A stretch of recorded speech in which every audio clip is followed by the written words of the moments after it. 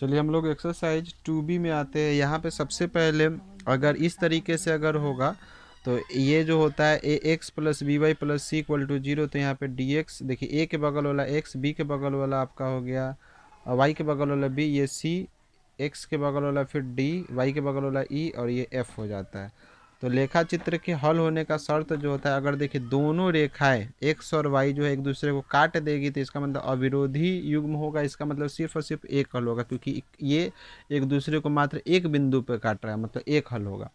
ये दोनों अगर समानांतर हो जाती है, यहाँ लिखा हुआ यदि एक दूसरे के समानांतर हो, तो एक दोनों को अगर काटे नहीं तो हल भी नहीं हो सकता, यानी इसका एक भी हल नहीं होगा, इसको विरोधी युग्म कहा जाएगा।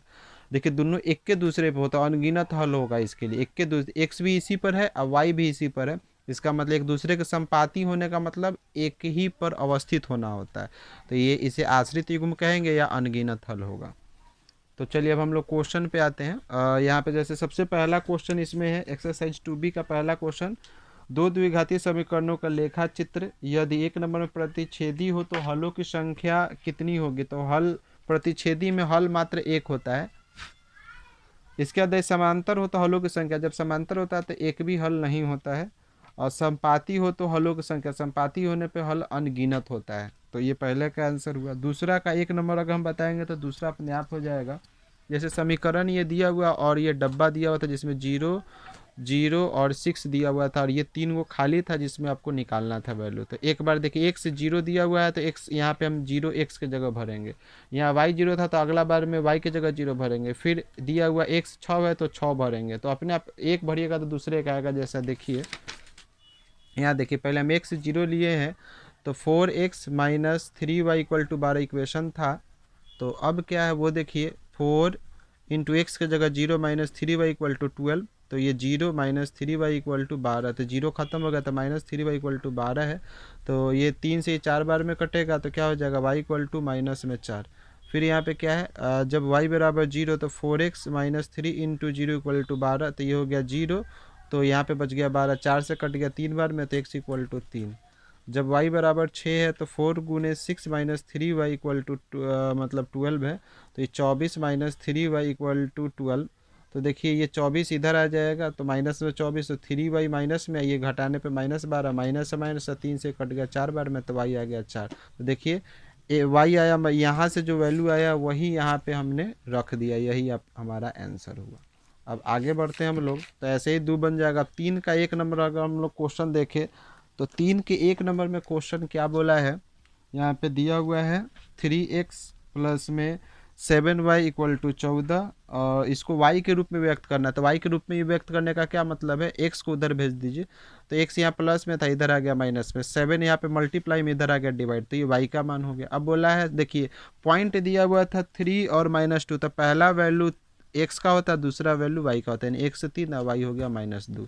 तो यहाँ पे हम y और x का वैल्यू पुट करके देखेंगे, बराबर हो गया तो आंसर हाँ होगा, बराबर नहीं होगा तो आंसर नहीं होगा। तो हमने यहाँ पे देखिए y के जगह -2, 14 माइनस 3, एक्स के जगह पे 3/7, तो -2, इस 14 3 में से 3 गुना करिएगा तो 9, 14 में से 9 हो गया 5/7, ये हो गया नहीं। अब आइए 4 का 1 नंबर क्या है, यहाँ पे 6x minus 3y equal to -10, 2x minus y equal to -9 है।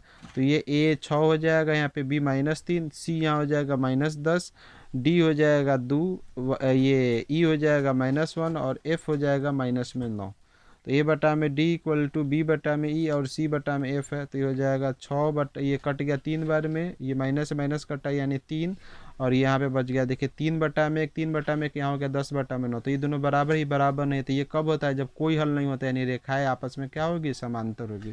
तो ऐसे ही आपको 4 का जो है 2 और 3 भी ऐसे ही सेम टू सेम बनेगा। आगे बढ़ते हैं हम लोग।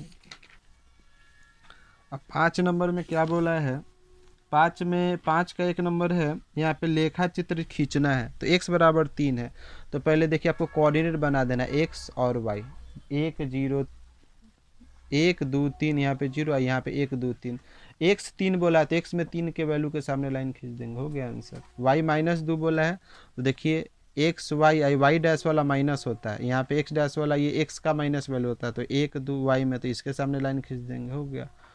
अब देखिए अगला दिया y माइनस में 4 इक्वल टू 0, तो ये माइनस में 4 है, इधर आ जाएगा प्लस में 4, तो y बराबर 4 आ गया। तो एक्स और ये वाई का यहाँ पे 4 के सामने इसका खींच देंगे क्योंकि वाई बराबर 4 है। ठीक है, तो यहाँ पे 4 के सामने हमने लाइन खींचा हुआ है। ठीक है, अब आइए यहाँ पे क्या है, अगला है 3y प्लस में 1 इक्वल टू 0। तो ये पहले प्लस को उधर भेजेंगे माइनस में, 3 इधर बटा में आ जाएगा तो y इक्वल टू हो जाएगा -1/3।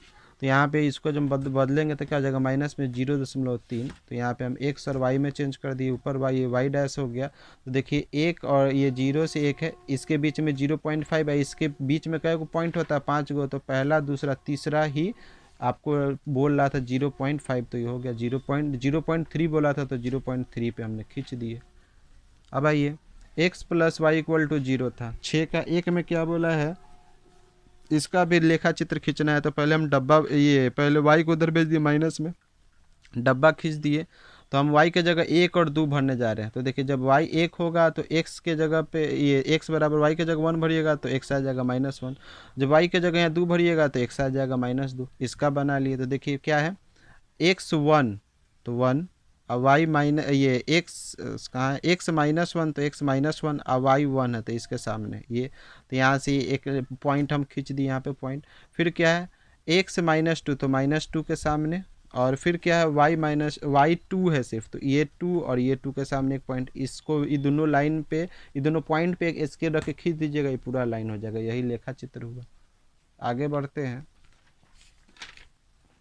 अब है 6 का 2 में क्या है, 2x plus 2x equal to Y है।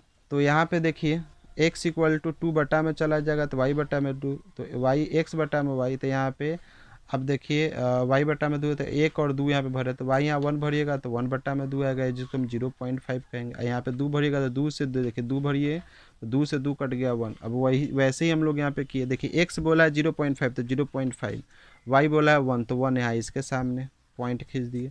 फिर बोला x1 तो x1 पे चले जाइए, y 2 है तो y 2 के सामने, एकदम ये दोनों के सामने जहाँ पॉइंट वहाँ पे पॉइंट इसके सामने या इसके सामने पॉइंट हुआ, इस ये दोनों पॉइंट को मिला के स्केल से लाइन खींच दीजिए, हो गया आंसर।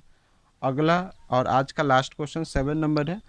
यहाँ पे 2x प्लस में 3y इक्वल टू 6 है। तो आप पहले क्या करिए, y को उधर भेज दीजिए। तो y आ गया 3y माइनस में, तो 6 माइनस 3y और ये 2 बटा में चला गया। तो देखिए हम यहाँ पे y के जगह पे 1 2 भरेंगे। तो देखिए यहाँ पे सबसे पहले हम y के जगह पे क्या भरें, y इक्वल टू 1, तो x equal to 6 minus 3 into 1 बटा में 2, तो ये हो जाएगा 6 माइनस 3 बटा में 2 यानी 3/2 यानी 1.5। जब y 2 होगा तो x 6 माइनस 3 y के जगह पे 2 भर दी बटा में 2, 6 और 3 दूना 6।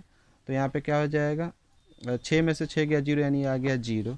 तो यहाँ से अब देखिए एक क्या है, x जब y जब 1 है, y का वैल्यू जब 1 है तो x कितना है 1.5, इसके सामने को यहाँ पे पॉइंट कर दिए।